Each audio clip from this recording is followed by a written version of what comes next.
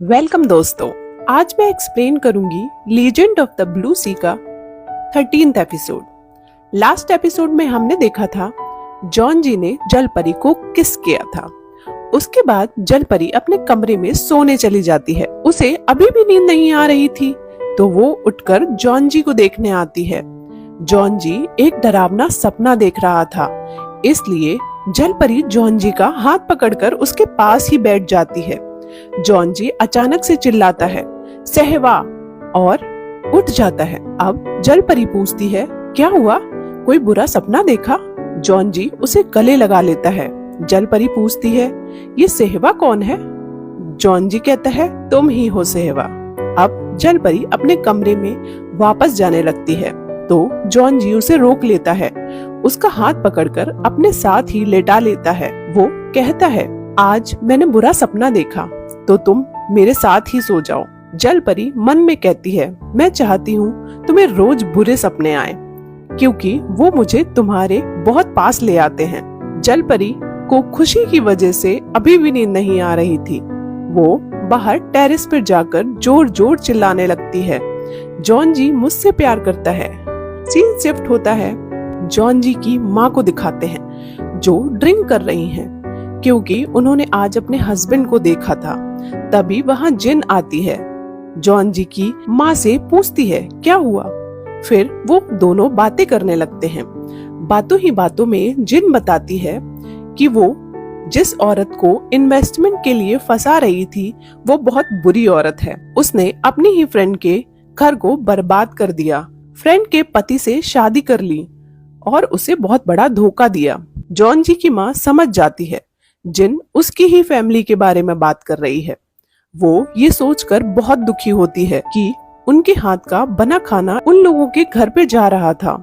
दूसरी तरफ जॉन जी की स्टेप मदर लॉयर को पैसे देकर उससे प्रॉपर्टी के पेपर्स चेंज करवा लेती है जिससे सारी प्रॉपर्टी उसकी और उसके बेटे के नाम हो जाए। लॉयर जॉन जी के पापा से उन गलत पेपर्स पर साइन करवा लेते हैं। जॉन जी के पापा को दिखना अब बंद हो गया था, इसलिए वो बिना पढ़े साइन कर देते हैं। सीन जॉन जी के घर शिफ्ट होता है। जल परी सुबह बहुत ज्यादा खुश थी। वो मन ही मन में दोहराए जा रही थी कि जॉन जी मुझे प्यार करता है, हाँ जॉन जी मुझे प्यार करता है। ये सब जॉन जी को सुनाई दे रहा था, इसलिए वो भी खुश हो रहा था और ब्लश कर रहा था। फिर रेडी होकर किचन में आता है और जल परी से पूछता है, आज क्या खाओगी? वो पास्ता कहती है। घर में पास्ता नहीं था, इसलिए जल परी बाहर लेने जाती है। जल परी बहुत खुश थी। बाहर सबकी हेल्प करती हुई नाचते कूदते मार्केट जा रही थी, इसलिए उसे वापस आने में लेट हो जाता है। नामदो तायो से कहता है, जल परी को कॉल करके पूछो कहाँ है। जॉन जी को फिर से जल परी के मन की आवाज सुनाई देती है और बेल बजाने से पहले ही वो बता देता है कि जल परी घर आ गई। नमदो और तायो बहुत सरप्राइज हो जाते हैं। नाश्ता करते टाइम जॉन जी बोलता है, अब वो कोई गलत काम नहीं करेगा, वो सुधर गया है। नामदो को ये सुनकर अच्छा नहीं लगता। वो जॉन जी को अकेले में ले जाकर बोलता है, हम दोनों 10 साल से एक साथ काम कर रहे हैं, अब उस लड़की के आते ही तुम बदल गए। तभी जॉन जी को पुलिस वाले का कॉल आता है। उन्हें मादेओंग की कार मिली है, इसलिए जॉन जी तुरंत वहां पहुंचता है। पुलिस वाले बताते हैं कार में कोई फिंगरप्रिंट नहीं है, उसने शायद सारे सबूत मिटा दिए। अब जॉन जी उनसे कहता है, जब हम हॉस्पिटल उसका पीछा करते हुए गए थे तो वहाँ पानी का एक टैंक था, वो बहुत अजीब था, तो हो सकता है वो मादेओंग ने भरा हो, वहाँ उसका फिंगरप्रिंट जरूर मिल जाएगा। लेकिन जॉन जी अब ये सोच में पड़ जाता है कि मादेओंग वहाँ पानी क्यों भर रहा था। नेक्स्ट सीन में जॉन जी की मॉम को दिखाया जाता है जो जिन का घर छोड़कर जाना चाहती हैं, पर जिन उन्हें कहती है जब तक कि कोई और नहीं मिल जाता तब तक यहाँ काम कर लो प्लीज। तो जॉन जी की माँ मान जाती हैं। तभी सुन वहाँ आती है और जॉन जी की माँ को शाम को एक जगह मिलने के लिए बुलाती है। जॉन जी की माँ उसके पास जा ही रही थी, तभी एक चोर उनका पर्स छीनकर भाग जाता है। जल परी वहाँ से गुजर रही थी, वो उसे देख लेती है, उसका पीछा करके पर्स वापस ले आती है। उसे ये सब करते देख जॉन-जी की माँ बहुत सरप्राइज्ड होती है और फिर थैंक यू बोलती हैं। फिर दोनों वहाँ से निकल जाते हैं। जॉन-जी की माँ सुन के पास पहुँचती है। सुन उन्हें आज जॉन-जी के घर ले जा रही है क्योंकि जॉन-जी को उसके घर का खाना बहुत पसंद था। अब वो घर के अंदर आती है। वहाँ जलपरी को देखकर खुश हो जाती है। जलपरी उनके हाथ से सामान लेकर किचन में जाती है। जॉन-जी भी घर के लिए निकल आता है। सुन जॉन-जी के कमरे में जाती है। वहाँ दमयोंग के स्टडी पेपर्स रख देती है क्योंकि जॉन-जी ने उससे मांगी थी। वहाँ वो जॉन-जी के बचपन की फोटो भी देखती है। उसे पता चल जाता है कि उसकी मेड ही जॉन-जी की माँ है। वो घबरा जाती है क्योंकि उसने जॉन-जी के मॉम की बहुत बार इंसल्ट की है। वो दौड़कर बाहर आती है और जॉन-जी की मॉम को वहाँ से लेकर भाग जाती है क्योंकि वो नहीं चाहती थी जॉन-जी उनके सामने आए और अपनी माँ से मिले। शायद पहले वो जॉन-जी की माँ के सामने अपनी इमेज सुधारना चाहती थी। सुन बचते बचाते घर से निकल जाती है। जॉन-जी घर पहुँच जाता है। वो जलपरी से कहता है, मुझे तुमसे कुछ पूछना है। जब मादेओंग ने तुम्हें किडनैप किया था तब वो एक टब में पानी क्यों भर रहा था? जलपरी मन में बोलती है, क्योंकि उसने मुझे अपने सपने में जलपरी के रूप में देखा था, इसलिए वो कंफर्म करना चाहता था। लेकिन ये सब मैं तुम्हें नहीं बता सकती जॉन-जी। पर जॉन-जी तो सब सुन रहा था। फिर भी वो जलपरी को गले लगाकर कहता है, कोई बात नहीं, हर चीज बताना जरूरी नहीं, तुम आराम करो, मैं हूँ ना, मैं तुम्हारे साथ कभी कुछ गलत नहीं होने दूंगा। सीन शिफ्ट होता है। हमें जॉन-जी के पापा को दिखाया जाता है जो सीढ़ियों से गिर जाते हैं। जॉन-जी की स्टेप मदर जानबूझकर उन्हें नहीं बचाती, नीचे गिरने देती है। तभी जॉन-जी का स्टेप ब्रदर वहां आकर ये सब देख लेता है। फिर भी वो कुछ नहीं बोलता।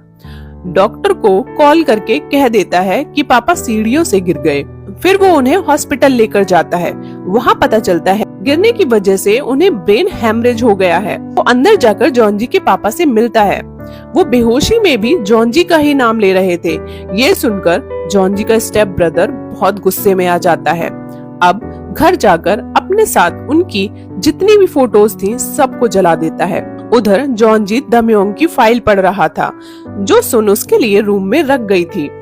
उसमें लिखा था कि दमयोंग की मौत पानी में डूबने से हुई है। फिर जॉन-जी कहता है, इसका मतलब आखिरी सांस तक तुमने जलपरी को बचाने की कोशिश की और फिर तुमने अपनी जान दे दी। सीन मादेओंग पर शिफ्ट होता है जो इस बार जॉन-जी की स्टेप मदर का फोन उठा लेता है। वो मादेओंग से कहती है, मैंने तुम्हें जॉन-जी को मारने के लिए बोला था, तुम उस लड़की के पीछे क्यों पड़ गए? अब मादेओंग उसे अपने सपने के बारे में बताता है जिसमें वो लड़की जलपरी थी। जॉन-जी की स्टेप मदर मादेओंग से कहती है, अपनी मेडिसिन ठीक से लिया करो, तुम बिल्कुल पागल होते जा रहे हो।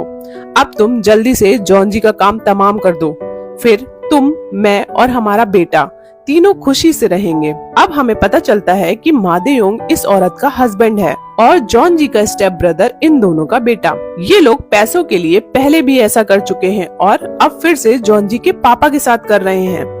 नेक्स्ट सीन में जॉन-जी अपने डॉक्टर के पास जाता है। दूसरी तरफ हमें पुलिस वाला दिखाया जाता है जो मादेओंग के बारे में ये बताता है कि वो भी किसी डॉक्टर के पास अपना इलाज करवाता है। ये वही डॉक्टर होता है जिससे जॉन-जी भी ट्रीटमेंट ले रहा है। अब डॉक्टर को दिखाया जाता है जो फिर से जॉन-जी को हिप्नोटाइज करके उसे पिछली लाइफ में वापस भेज देता है। हमें साथ में ये भी दिखाया जाता है कि मादेओंग कुछ देर में उसी डॉक्टर के पास पहुंचने वाला है। अब जॉन-जी अपने सपने में देखता है जहां दमयोंग को सजा के तौर पर देश निकाला दे दिया गया है। अब दमयोंग अपने घर को छोड़कर बाहर जा रहा होता है। तभी उसकी नजर कुछ लोगों पर पड़ती है जो हाथ में मसाले लेकर समुद्र की तरफ भाग रहे हैं। अब हमें दिखाया जाता है वहाँ एक सिपाही दमयोंग को लेने आया है जिसका फेस प्रेजेंट टाइम के पुलिस वाले से मिलता है। वो दमयोंग को नाव में लेकर समुद्र के रास्ते ले जा रहा है। तभी दमयोंग आसमान में देखता है, उसे बहुत से लाइट बलून दिखाई देते हैं। वो घबरा जाता है क्योंकि ये लाइट बलून्स तो दमयोंग जलपरी को बुलाने के लिए उड़ाया करता था। अब वो समझ जाता है कि सरदार ने जलपरी को पकड़ने के लिए जाल बिछाया है। दूसरी तरफ जल परी को दिखाते हैं जो समुद्र से लाइट बलून देखकर खुश हो जाती है। वो दमयोंग से मिलने की खुशी में ऊपर की तरफ जाने लगती है। उधर दमयोंग उसी सिपाही से मदद मांगता है, कहता है अगर मैं उसे नहीं बचा पाया तो मेरा जीना भी किसी काम का नहीं। तभी वो सिपाही बोट को बलून्स के डायरेक्शन में घुमा लेता है। दमयोंग देखता है सब लोग जल परी के ऊपर तीर बरसा रहे हैं। तभी कोई एक भाला फेंकता है जो बहुत तेजी से जल परी की तरफ जा रहा है। ये देखकर दमयोंग पानी में कूद जाता है। वो जल परी के ठीक सामने आ जाता है और उसे बचा लेता है, पर जल परी देखती है दमयोंग को भाला लग चुका है, अब वो नहीं बचेगा, तो उसी भाले को पकड़कर अपने आप को भी मार देती है। उस जन्म में दोनों की मौत इसी तरह से हुई थी। अब दोनों की बॉडी समुद्र में समाती जा रही है। दमयोंग का ब्रेसलेट हाथ से निकल जाता है। इसी सैड एंडिंग के साथ ये एपिसोड यहीं खत्म होता है। आगे की कहानी जानने के लिए बने रहिए मेरे साथ। तब तक के लिए goodbye and take care.